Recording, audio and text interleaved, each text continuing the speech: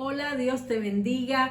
Bienvenido, bienvenida una vez más a este programa, La Biblia Leída y Explicada. Hoy vamos a continuar estudiando el Evangelio según San Mateo, capítulo 26, y estaremos leyendo los versículos desde el 57 hasta el 63a, es decir, la primera oración del 63 bajo el título Jesús ante el concilio. En realidad este pasaje es más largo, llega hasta el 68, pero la segunda parte la vamos a ver en el próximo programa porque es muy profundo y tiene muchas enseñanzas importantes para que no se nos haga demasiado largo el video. Así que comencemos, pero antes, como siempre, vamos a orar.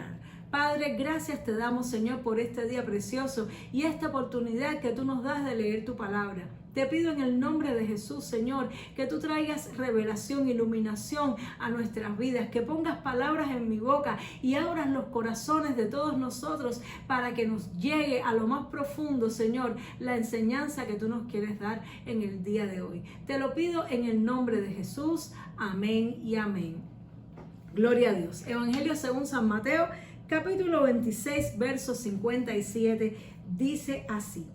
Los que prendieron a Jesús le llevaron al sumo sacerdote Caifás, donde estaban reunidos los escribas y los ancianos, mas Pedro le seguía de lejos hasta el patio del sumo sacerdote, y entrando se sentó con los alguaciles para ver el fin.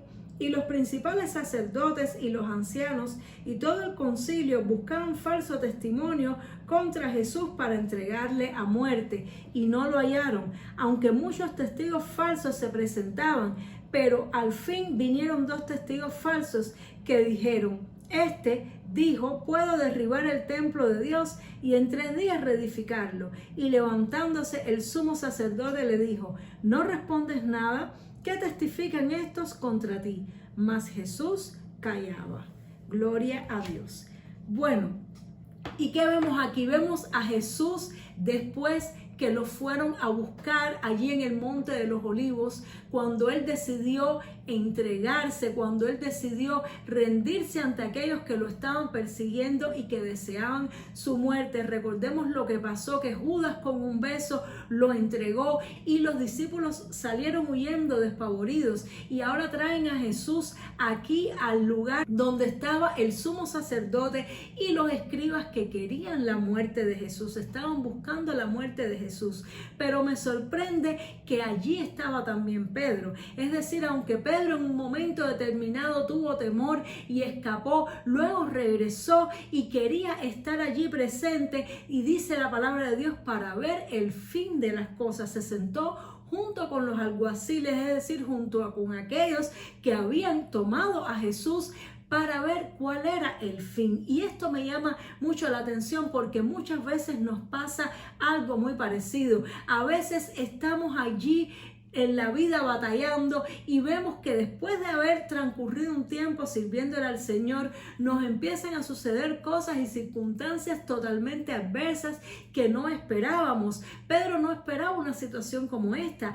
Recordemos que Pedro había obedecido al llamado de Jesús de dejarlo todo para seguirle. Había dejado su negocio de la pesca, había dejado a su padre, había estado con Jesús durante 3 años, había servido a Dios, había caminado sobre el agua, vio cuando Jesús resucitó varios muertos, vio los milagros sorprendentes que Jesús hizo. Además, Pedro mismo echó fuera demonios y hacía cosas impresionantes en el nombre de Jesús. Sin embargo, ahora lo que él esperaba era que Jesús reinara, pero ante sus ojos veía todo lo contrario. Veía a un Jesús humilde, veía a un Jesús que no utilizaba su fuerza y su poder para defenderse, sino que dejó que lo apresaran. Veía a un Jesús que tal vez ante sus ojos era débil y que no hacía lo que Pedro esperaba que él hiciera. Por eso Pedro entendió y le pareció que ya era el fin. Seguramente había muchas dudas en la mente de Pedro. Seguramente se preguntaba: ¿será que me equivoqué?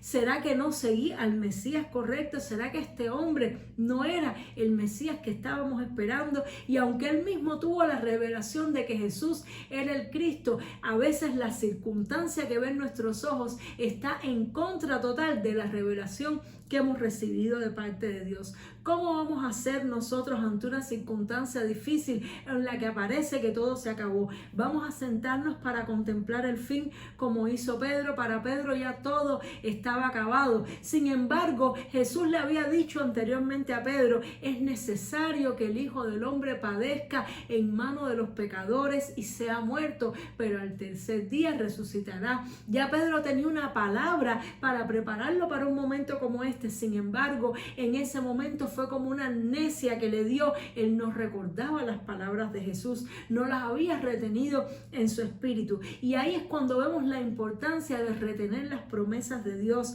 de apropiarnos de ellas, para que en estos momentos de crisis donde todo se nos vira al revés, donde todo parece adverso, donde no vemos la mano poderosa de Dios, podamos recordar las palabras que Dios nos ha dado en el pasado, las promesas, y agarrarnos de ellas y cerrar los ojos a lo que nos rodea y aferrarnos a las verdades que sabemos que el Señor nos ha dicho. Qué difícil es esto, solamente con la ayuda del Espíritu Santo podríamos lograrlo.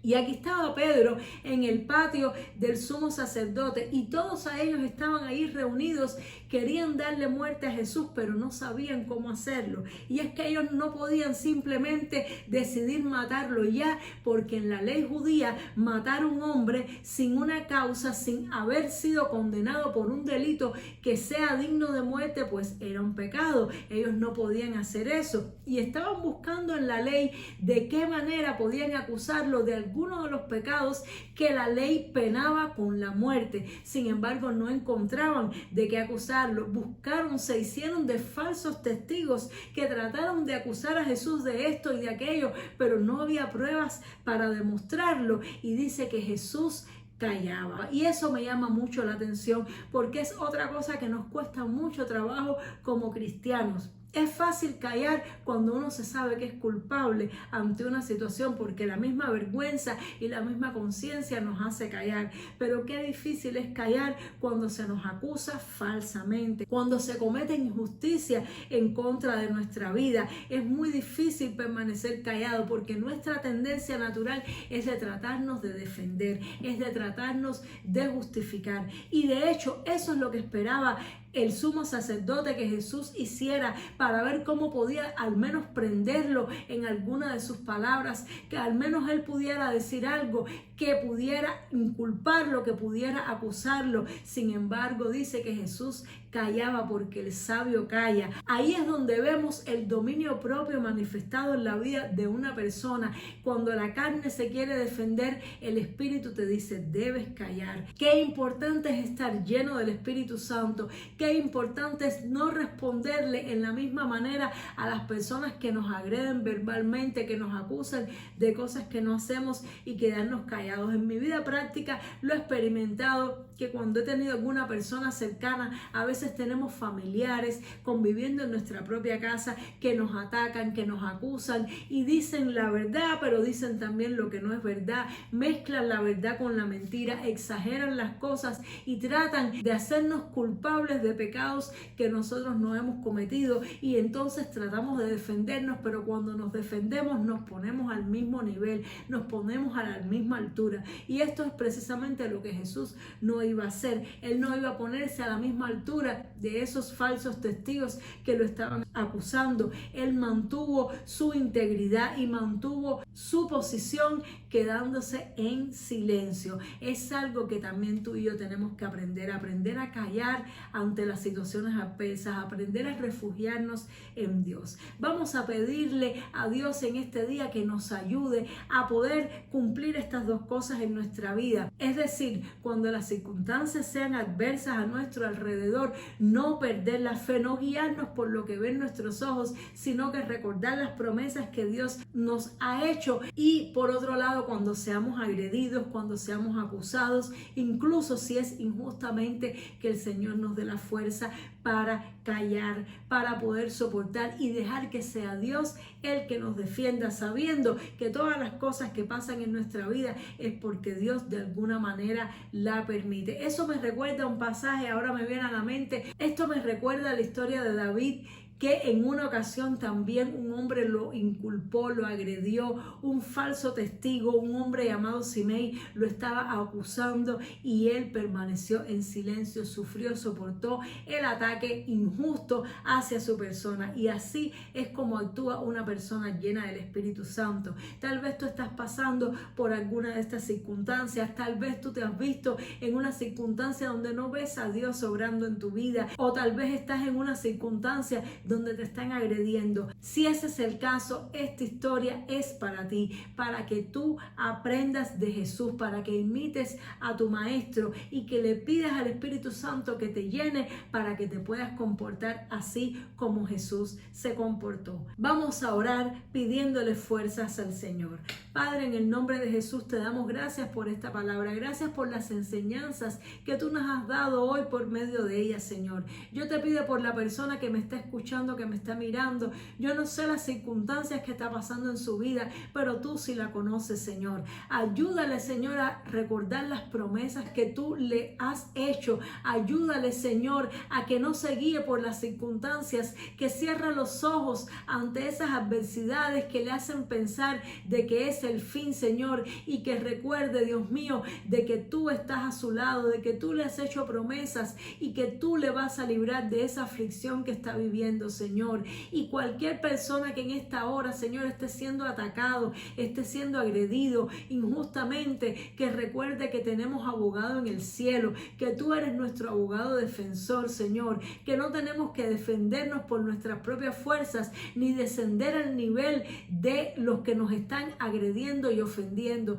sino que tenemos que confiar en ti, Señor, que tú harás y obrarás a su momento conforme a tu juicio, a tu justicia y también a tu misericordia. Te damos gracias una vez más por esta palabra en el nombre poderoso de Jesús. Amén y amén. Dios te bendiga mucho. Espero que hayas aprendido, que hayas podido reflexionar conmigo y que esta palabra transforme tu vida. Y nos vemos, Dios mediante, en el siguiente programa para terminar de estudiar este pasaje del Evangelio según San Mateo, capítulo 26. Chao.